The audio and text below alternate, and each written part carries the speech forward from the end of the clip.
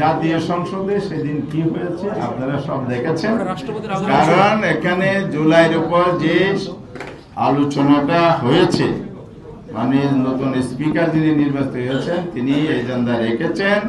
সেই আলোচনায় বলা হয়েছে স্বৈরাচারের কোনো দোষর কেন এখানে বক্তৃতা না আসে এবং এই বক্তব্য সংশোধন কলুষিত না করে, এটা স্পষ্ট করে এখানে দাবি করার পরও ওনারা এটা মানেন নাই।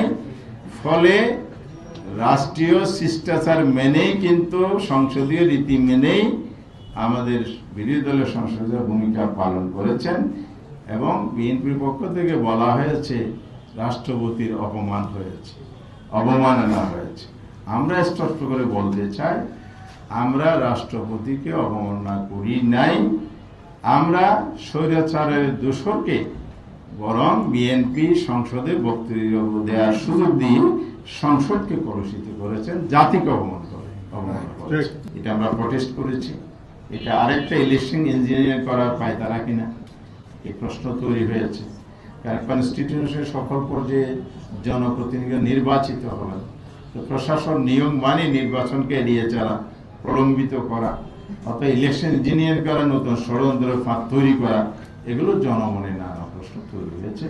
সরকার যেন এগুলো প্রত্যাহার করে নেন এবং নির্বাচনের আগে এ ধরনের প্রশাসন নিয়োগ বিভিন্ন টায়ারে যদি কোনো পরিকল্পনা থাকে এগুলো যেন বন্ধ করেন।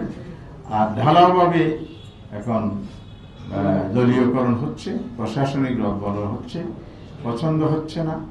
নিজেদের কথা অনুযায়ী দলীয় সিদ্ধান্ত বাস্তবায়নে যদি কোনো প্রজাতন্ত্রের কর্মচারী দায়িত্ব পালন না করে তাকে পরিবর্তন করা হচ্ছে, এই বিষয়গুলো বন্ধ করতে হবে।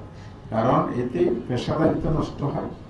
দক্ষ এবং প্রফেশনাল স্কিল যে সমস্ত অফিসার আছে জাতীয় জীবনে ভূমিকা রাখতে পারে, তাদেরকে মেধাকে কিন্তু অমূল্যায়ন করা হয় দলীয়করণের মাধ্যমে।